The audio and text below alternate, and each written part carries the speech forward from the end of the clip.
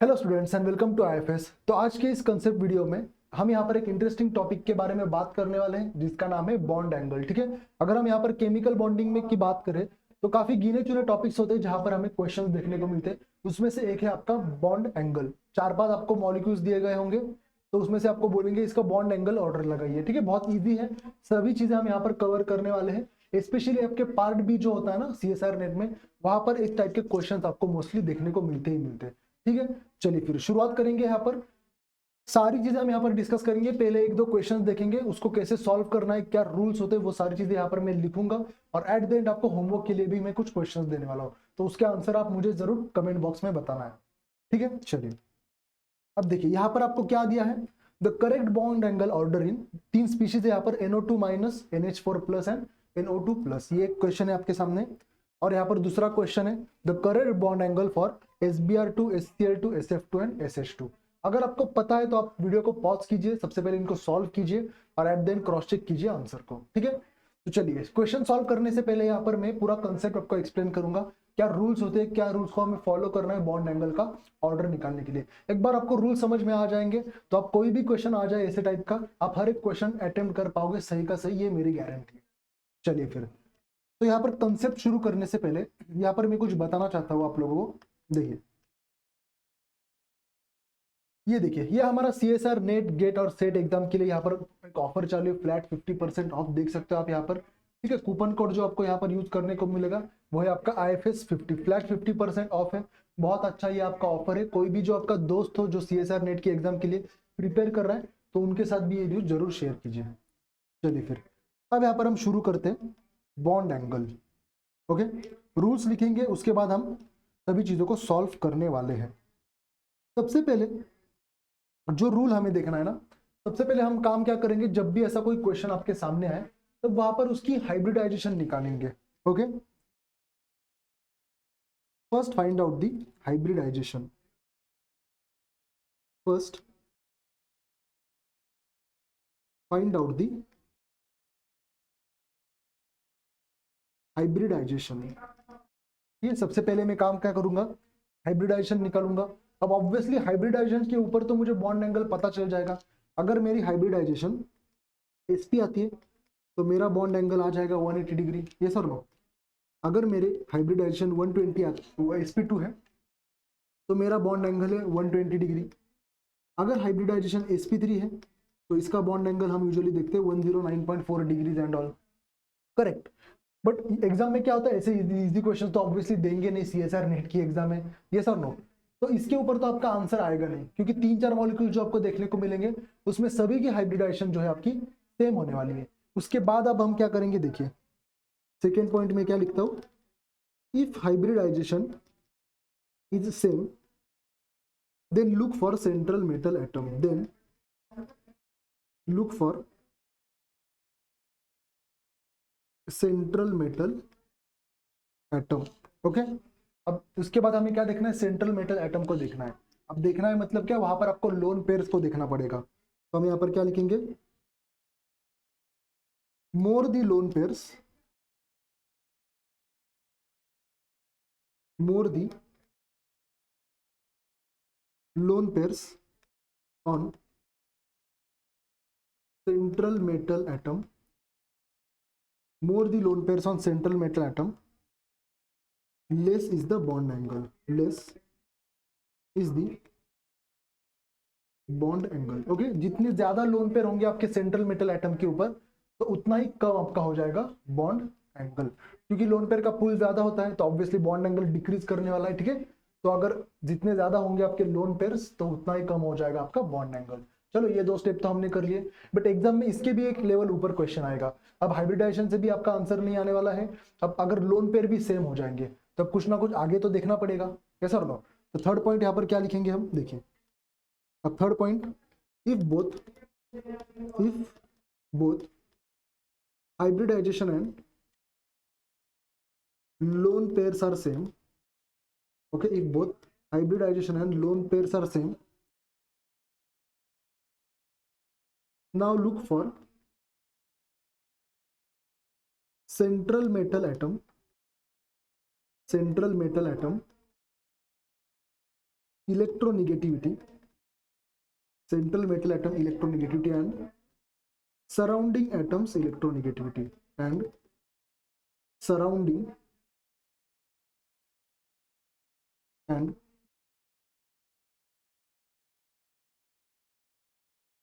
surrounding atom electronegativity.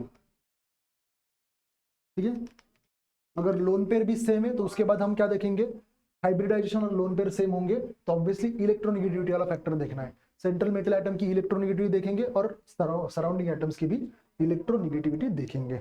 अब देखिए इसका मतलब क्या है, more the electronegativity, more the electronegativity, more the electronegativity on central metal atom, on central metal atom, more is the bond angle, more is the bond angle। ठीक है, जितनी ज्यादा इलेक्ट्रोनिगेटिविटी होगी आपके सेंट्रल मेटल एटम की उतना ही ज्यादा आपका बॉन्ड एंगल होने वाला है। ऐसा क्यों, देखिए फॉर एग्जाम्पल आपके पास ऐसा कुछ है, ए है यहाँ पर बी है, यहाँ पर बी है। अब ए की अगर इलेक्ट्रोनिगेटिविटी ज्यादा है तो जो आपकी इलेक्ट्रॉन डेंसिटी है वो कहीं तो यहाँ पर कलेक्ट हो जाएगी। अब यहाँ पर कलेक्ट होने की वजह से ये जो बॉन्ड एंगल है ना वो इंक्रीज करता है, इसलिए हम क्या लिखते हैं, more the electronegativity on central metal atom more is the bond angle. Okay, और इसके एग्जैक्टली ऑपोजिट हम क्या कहेंगे, more the electronegativity, more the electronegativity on surrounding atoms, less is the bond angle, less is the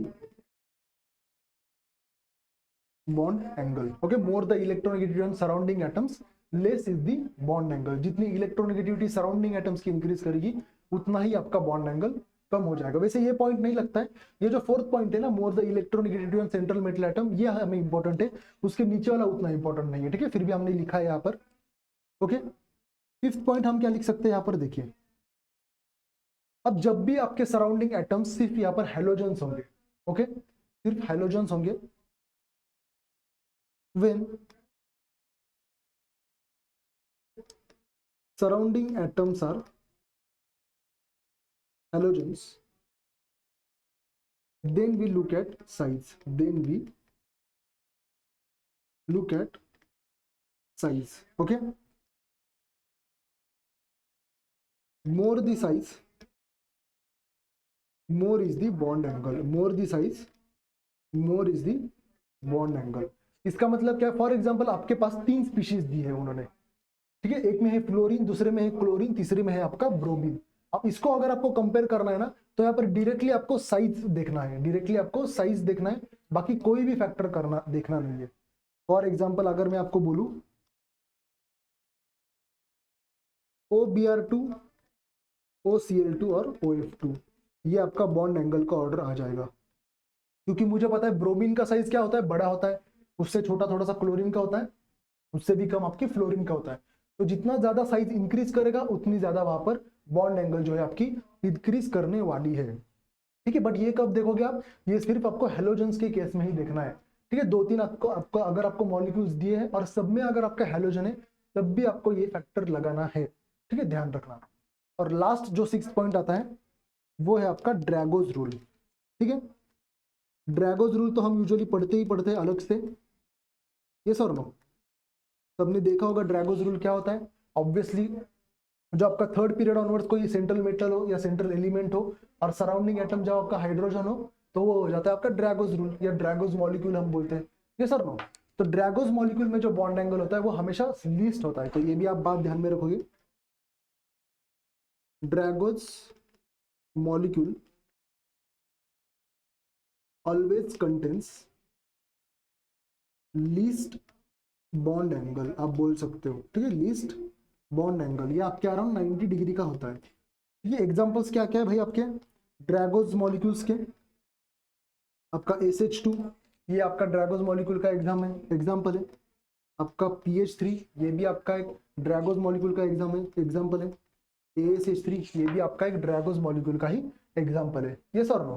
third period onwards आपका चाहिए central element और आपके surrounding atoms hydrogen चाहिए और लोन पेयर चाहिए आपके सेंट्रल मेटल एटम के ऊपर। क्या क्या होते हैं यहाँ पर नेसेसरी कंडीशंस वो भी लिख लेते हैं हम और ड्रैगोज रूल, ठीक है।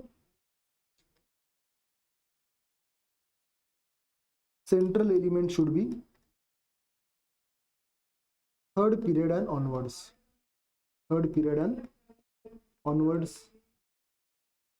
सेकेंड क्या पॉइंट बोल सकते हैं, surrounding atoms should be hydrogen. और लास्ट पॉइंट क्या लिख सकते हैं, सेंट्रल एलिमेंट या central atom must contain lone pair. ये central atom must contains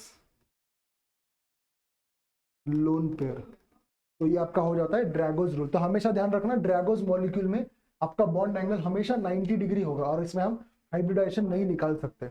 okay, ये आप देख सकते हो सल्फर के ऊपर 2 लोन पेयर है, फॉस्फोरस के ऊपर लोन पेयर है, आर्सेनिक के ऊपर भी लोन पेयर है, सल्फर के ऊपर भी आपके 2 लोन पेयर है। तो ऑब्वियसली ये आपके क्या है ड्रैगोज मॉलिक्यूल के हो गए एग्जाम्पल्स, ठीक है। चलिए अब 6 पॉइंट्स इतने सफिशियंट है। अब कोई भी एग्जाम्पल आपका आ जाए बॉन्ड एंगल के ऊपर आप हर एक को टैकल कर सकते हो। ध्यान क्या रखना है, सबसे पहले हम निकालेंगे हाइब्रिडाइजेशन, हाइब्रिडाइजेशन से आंसर नहीं आया तो उसके बाद हम देखेंगे सेंट्रल मेटल एटम की लोन पेयर, जितनी ज्यादा लोन पेयर होंगी उतना आपका बॉन्ड एंगल कम होने वाला है। ओके, फिर उसके बाद भी अगर आंसर नहीं आया तो उसके बाद हम देखने वाले आपके हाइब्रिडाइजेशन नहीं, सेंट्रल मेटल एटम की इलेक्ट्रोनेगेटिविटी और सराउंडिंग मेटल एटम की इलेक्ट्रोनेगेटिविटी, सराउंडिंग एटम की इलेक्ट्रोनेगेटिविटी। जितनी ज्यादा सेंट्रल एटम की इलेक्ट्रोनेगेटिविटी होगी उतना ज्यादा आपका बॉन्ड एंगल होगा और सराउंडिंग एटम की जितनी इलेक्ट्रोनेगेटिविटी ज्यादा होगी उतना ही आपका कम बॉन्ड एंगल होगा। यस और no, more the electronegativity on central metal atom more is the bond angle and more the electronegativity on surrounding atom less is the bond angle। ये पॉइंट नहीं याद रहा तो भी चलेगा, कोई इशू नहीं है, बट ये वाला इंपॉर्टेंट है। और लास्ट में क्या लिखा है, जब भी आपको 2-3 मॉलिक्यूल्स ऐसे जिसमें सराउंडिंग एटम्स आपके सिर्फ हेलोजन से, तब वहां पर आपको हेलोजन का साइज कंपेयर करना है, ठीक है। जैसे कि हमने यहाँ पर एग्जांपल देखा था, ब्रोमीन का साइज बड़ा है क्लोरीन से और फ्लोरीन से, तो ऑब्वियसली OBr2 का साइज सबसे ज्यादा हो जाएगा as compare to OCl2 and OF2। और लास्ट में हमने क्या देखा है फिर आपका ड्रैगोज रूल। ये सर नो, ड्रैगोज रूल का हमेशा बॉन्ड एंगल आपका लीस्ट होगा। तो मॉलिक्यूल्स में अगर आपके ड्रैगोज मॉलिक्यूल है तो उसको सबसे लास्ट में आपको लगाना है और हमेशा आपको बॉन्ड एंगल के ऑर्डर में ड्रैगोज मॉलिक्यूल देखने को मिलेगा ही। बहुत ज्यादा चांसेस है कि एग्जामिनर क्या करता है, ड्रैगोज मॉलिक्यूल को कहीं ना कहीं फिट करने की कोशिश करेगा, ठीक है। चलिए अब जाते हैं हमारे एग्जाम्पल्स के ऊपर। देखिए ये थे हमारे एग्जाम्पल्स। पहला दिया the correct bond angle order NO2 minus NH4 plus and NO2 plus. वही काम करेंगे, सबसे पहले यहाँ पर हम निकालेंगे इनका हाइब्रिडाइजेशन। हम हाइब्रिडाइजेशन कैसे देखते हैं, 1/2 नाइट्रोजन के 5 इलेक्ट्रॉन्स वैलेंस में +1 तो 6/2, तो ये हो जाएगा आपका 3। तो हाइब्रिडाइजेशन नंबर या स्टेरिक नंबर क्या आ चुका है, यहाँ पर 3 आया है, तो ये हो जाएगा sp2। यस और नो। दूसरा है आपका NH4 प्लस। अब यहाँ पर क्या हो जाएगा, 1/2 नाइट्रोजन में है 5 -1, तो ये क्या हो जाएगा आपका 4/2 इज इक्वल टू 2 आ जाएगा। नहीं कुछ तो गड़बड़ किया हमने, 5, अच्छा ओके। हाइड्रोजन के है 4 -1, तो ये आपका आ जाएगा 8/2 इज इक्वल टू 4, तो ये sp3 हो जाएगा ना, ये सर नो। और तीसरा दिया है आपको NO2 प्लस, तो यहाँ पर भी क्या हो जाएगा 1/2 नाइट्रोजन के 5 -1, तो 4/2 इज इक्वल टू 2, तो ये आपका हो जाएगा sp। अब यहाँ पर तो डायरेक्टली आपके हाइब्रिडाइजेशन के ऊपर ही आंसर आ रहा है। यस सर, sp का बॉन्ड एंगल आपका हो जाएगा 180 डिग्री लीनियर मॉलिक्यूल, इसका है 120 डिग्री और इसका है 109 डिग्री के आसपास। तो ऑप्शन क्या आना चाहिए आपका, NO2 सबसे आगे आना चाहिए, यानी कि C वाला यहाँ पर है, यहाँ पर है, ये गलत ये गलत। C के बाद कौन सा आना चाहिए, NO2 minus A, CAB, option number 4 आपका सही आ जाएगा, ठीक है। अब यहाँ पर तो डायरेक्टली आपका क्या आ गया, हाइब्रिडाइजेशन के ऊपर ही आंसर आ चुका है। अब नेक्स्ट क्वेश्चन देखते हैं। अब यहाँ पर देखो, अब यहाँ पर दिया है आपको SBr2, HCl2, SF2 and SH2, ठीक है। अब यहाँ पर आप देख सकते हो इसमें हेलोजन हेलोजन हेलोजन, बट ये क्या है आपका, अब गलती से इसकी हाइब्रिडाइजेशन मत निकालिए क्योंकि ये आपका बन चुका है ड्रैगोज मॉलिक्यूल। तो डी तो मैं सबसे लास्ट में लगाऊंगा, डी तो मैं सबसे लास्ट में लगाने वाला हूँ। अब देखिए कहाँ पर आपका डी है लास्ट, यहाँ पर नहीं, यहाँ पर नहीं है, तो ये तो गए। ऑप्शन नंबर आप डायरेक्टली यहाँ से मार्क कर सकते हो, ये सर नो। अब सारे हैलोजन से जितना साइज बड़ा होगा हैलोजन का उतना ही बॉन्ड एंगल इंक्रीज करेगा, तो ऑब्वियसली SbR2 सबसे आगे आने वाला है, फिर आ जाएगा आपका HCl2, फिर आ जाएगा आपका SF2 और लास्ट में आपका आ जाएगा SH2। तो कौन सा आएगा आपका, ऑप्शन नंबर 1 सही आने वाला है। ठीक है, तो इस तरीके से क्वेश्चंस आपको देखने को मिलेंगे। अब 2 क्वेश्चन मैं आपको देता हूं होमवर्क के लिए, आ जाएगा आंसर, इतनी भी कोई बड़ी बात नहीं है। देखिए ये रहा एक क्वेश्चन आपके सामने, इजी क्वेश्चन है बहुत। Which of the following sets of molecule is correctly arranged in order two of increasing bond angle. ठीक है, वही स्टेप्स फॉलो करने हैं आपको। सबसे पहले हाइब्रिडाइजेशन निकालो, अगर हाइब्रिडाइजेशन सेम आता है तो उसके बाद देखो फिर लोन पेयर, चाहे तो लोन पेयर देखो या इवन इलेक्ट्रोनेगेटिविटी देखो सेंट्रल मेटल एटम की, ये सर नो। और वो आपको एक चीज पता होगी, जब भी सेंट्रल मेटल एटम के ऊपर लोन पेयर आती है तो बॉन्ड एंगल ऑटोमेटिकली क्या करता है, डिक्रीज करता है ना, वही है। तो इसका एक क्वेश्चन आपको कमेंट्स में जरूर मुझे बताना है। और ये एक क्वेश्चन है आपके सामने, arrange the following molecules in order of increasing bond angle. ठीक है, इसका भी ऑप्शन आप मुझे जरूर बताओगे कमेंट सेक्शन में। ठीक है, चलिए आई होप आपको ये वीडियो हेल्पफुल रहा होगा। तो जो भी आपके दोस्त है उनके साथ भी इस वीडियो को जरूर शेयर कीजिए और मिलते हैं नेक्स्ट वीडियो में। तब तक के लिए हैप्पी लर्निंग।